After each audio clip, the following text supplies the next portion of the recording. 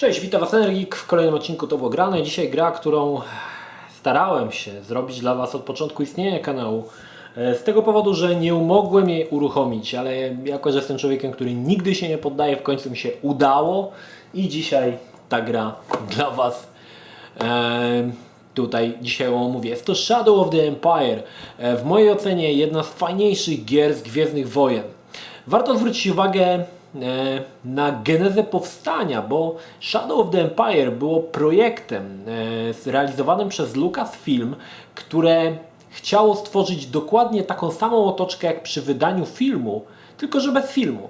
Więc powstały komiksy, powstały figurki, ścieżka dźwiękowa, jakieś karty do gry, powstała oczywiście gra, jednakże w tym wszystkim nie było jednej najważniejszej rzeczy – filmu. Ale muszę przyznać, że Shadow of the Empire całkiem fajnie wpisuje się w trylogię Gwiezdnych Wojen. Dzieje się ona pomiędzy Imperium kontratakuje a powrotem Jedi. Jak pamiętacie, z Imperium kontratakuje Han Solo jest zamknięty w karbonicie, zabrany przez Boba Fetta. Za Bobem Fettem wyrusza księżniczka Leia. Natomiast mamy tutaj całkowicie nowego bad guy'a, którym jest książę Xizor, nie wiem jak to się czyta, który przewodzi największej przestępczej organizacji w galaktyce. Jego zadaniem jest wysiudanie Dartha Vadera i zajęcie jego miejsca przy boku Imperatora Palpatine. Zapomniałem już tych wszystkich nazw. Fabuła jest całkiem niezła. W grze w główną rolę wcielamy się w Dasha Rendara, który jest dokładną kopią Hana Solo. Nawet mają podobne statki. Te wszystkie widać, że autorzy nie chcieli za bardzo odbiegać od wizerunku, który został pokazany przy postaci Hana Solo, dlatego stworzyli jego właściwie kopię. I cała akcja dzieje się jakby równolegle obok wydarzeń tej normalnej trylogii. Chociaż trzeba przyznać, że później się te historie troszkę rozjeżdżają, ale podobało mi się to, że mamy okazję zobaczyć te wszystkie elementy, które widzieliśmy w filmie, ale oczywiście oczami Dasha Rendara. Nie mogę powiedzieć, że wszystkie. Niektóre, może tak. Gra w 1996 roku została wydana na Nintendo 64, natomiast rok później, w 1997 roku, została wydana na PC-ta. Tutaj dosyć ciekawa historia, ponieważ na Nintendo 64 gra była takim tytułem must have obok Mario 64, Pilot Wings czy Wave Race.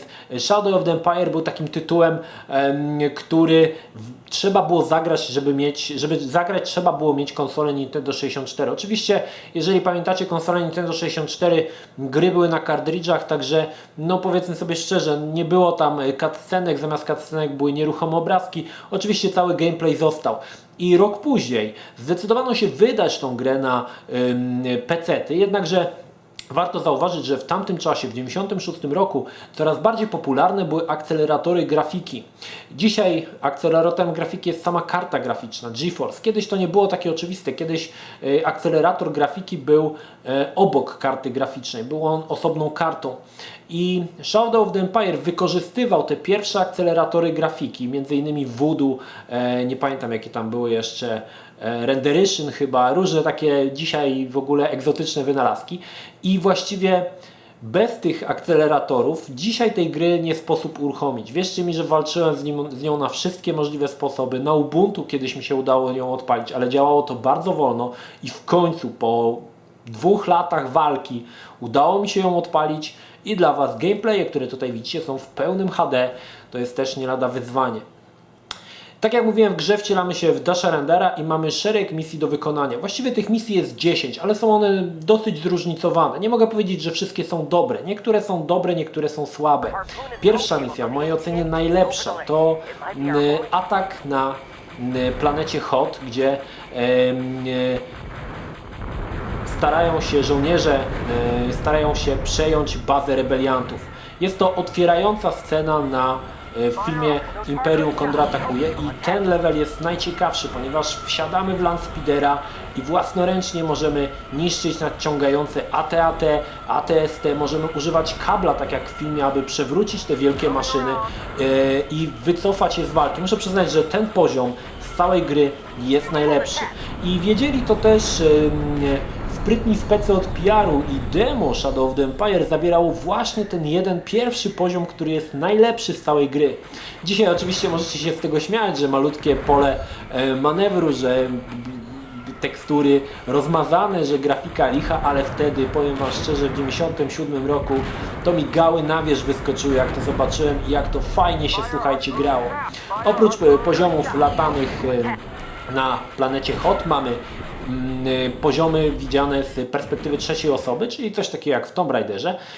Biegamy Dashem Rendarem, mamy różne zadania. Muszę przyznać, że te poziomy są dosyć słabo wykonane i tak średnio mi się podobały, ale warto zauważyć, że między innymi w trakcie rozgrywania gry przyjdzie nam na przykład zetknąć się, czy też stoczyć pojedynek z kultowym Boba Fettem, jak i z takim robotem, który może nie jest znany w laikonikom Gwiezdnych Wojen. Jest to IG-88, który pojawia się oczywiście też w oryginalnej trylogii Gwiezdnych Wojen. Też to jest jeden oczywiście z bossów.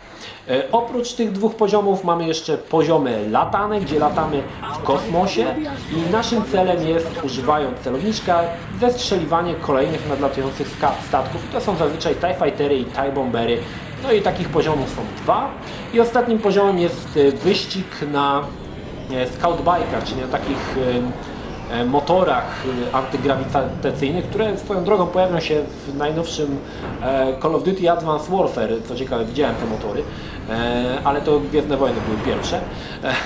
W każdym razie jest to poziom taki troszkę wyścig. Muszę przyznać, że ten poziom właśnie na tych motorach w tamtym czasie najbardziej po prostu roztapiał gały oczne pod względem graficznym i to wyglądało naprawdę świetnie. Oczywiście dzisiaj gra nie ma możliwości, żeby się obronić. Poza tym pierwszym poziomem, gdy włączycie sobie kolejne poziomy, gdy biegamy Dashem Rendarem, zauważycie, jak puste są lokacje, jak dziwna jest animacja postaci, jak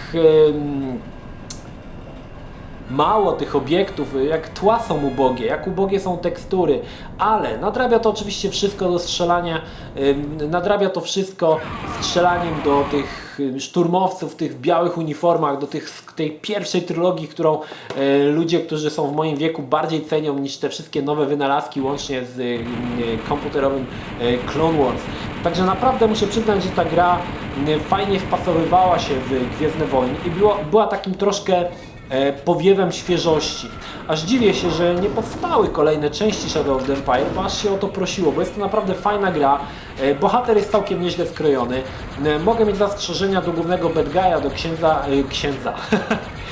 księcia Xizora, który jest taką postacią troszkę w grze ledwie napomkniętą tak naprawdę, ponieważ większe one skrzypce gra w komiksie i książkach, natomiast tutaj jest on gdzieś tam z boku, no niby jest, może tak.